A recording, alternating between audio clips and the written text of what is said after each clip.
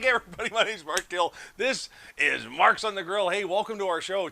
We did something really special this week. We actually invited the inventor of the Bradley smoker here that you're looking at onto our show, Wade Bradley, and he even brought his own specialty, that's his dad, which was just such a great surprise. I love it. We asked some pretty cool questions, and how they came up with this smoker is actually just such a great story. All right, so guys, we are here with, are you kidding me? Look at it. It's Wade Bradley. Look at this. The name right there is the guy on the screen. I can't even believe it. And Wade, who's with you? Hey, this is my father, Ted. Ted Bradley. Hey, Ted. He's the guy that invented all this. We talked a little bit yesterday and in the past.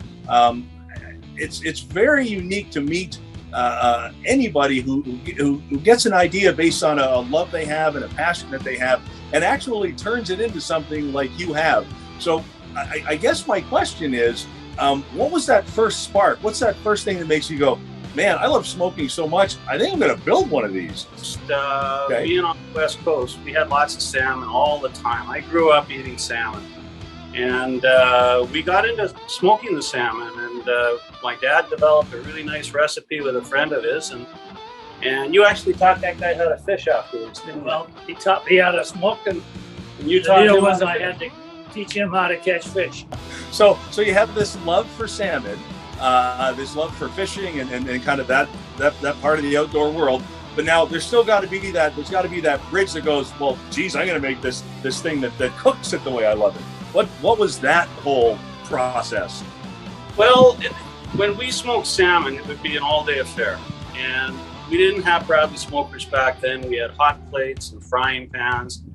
And we burned the wood in the frying pan sitting on the hot plate. And the secret that my dad's friend told him was, you got to control how the wood is burning. You got to control it so the wood doesn't burn to an ash. You put all the tars, resins, creosotes, chemicals that make up a fossil fuel, if you will, and put that into your food. He says the only way to do that is to burn the sawdust long enough to get the smoke flavor out of it, but then get rid of it. All right, so you mentioned sawdust, and when you mentioned that, we were talking about these, right? Yeah. So tell me exactly what that is, and what gave you this idea, because I really appreciate what you're saying about controlling the smoke.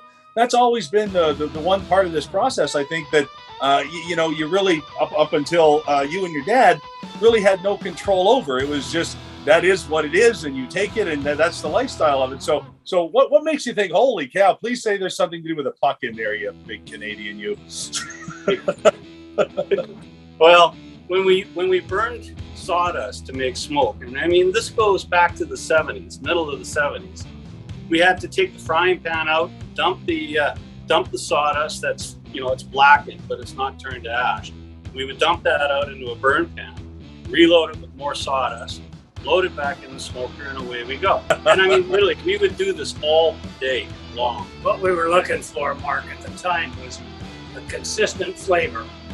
And burning sawdust, there's no way you can make it consistent. You open the door, it gets a breeze, anything, and it flames up. So okay, so now I'm starting to see this idea take shape. The love of fish and the secret recipe and this great idea of not burning everything to ash, and now the sawdust in the pan. So it had to come about like, holy cow, we got to be getting close to the eureka moment. Well, we had lots of time watching smoke to make it a better system. Let's put it that way. When you buy smoked food in store, like a ham or something like that, it's not heavy smoked. Okay, they never smoke their food hard. Same thing with bacon. It's not smoked hard. And you can accomplish that with this machine very, very easily. And that's the goal that we want to try and accomplish with every meal, is make it taste great, as good as it can be. And to me, the only way to do that is to control how the wood is burned and for how long the wood is burned. And if I was going to say anything close in the barbecue realm to what I'm talking about, would be an offset grill smoker, where you have the smoke box off to the side and the food in the center. You can accomplish that to a degree, but that's about it that I've been able to find. You talk about something like that. On one side, you've got that offset smoker, which, let's be honest, I mean, that's about as big of a time commitment as you're going to put into any sort of cook. Right. They're big. The learning curve on it is crazy. I mean, one of the things that I love that you guys did, in addition to bringing that little secret, from the pan to this to the smoker, is the fact that you made it so user friendly. That's a lot of times people miss that part of it when they bring their knowledge and passion into something new for the marketplace. They got it figured out in their head. They know what knob to push. You made sure that out of the box, and that's one of the things that we did on our show was just to show that out of the box, not really getting into the nuts and bolts of it. You can put a few pucks in this thing, hit 3 buttons, and you got a meal in your first 3 hours of owning this. And that's brilliant, and I love that part of it. I am going to give you a Bradley P10 smoker to give away to one of your guests or one of your friends on whatever social media you're at. Wow, that's fantastic. Wade, thank you so much. Ted, thank you so much. I have one question to ask on behalf of the people that watch us. So now, and I'm only asking because I know you're in Surrey. Does that mean that we can offer this to people both in the U.S. like we always do, and in Canada, where I'm from? Can we do that on this one? I absolutely insist you do.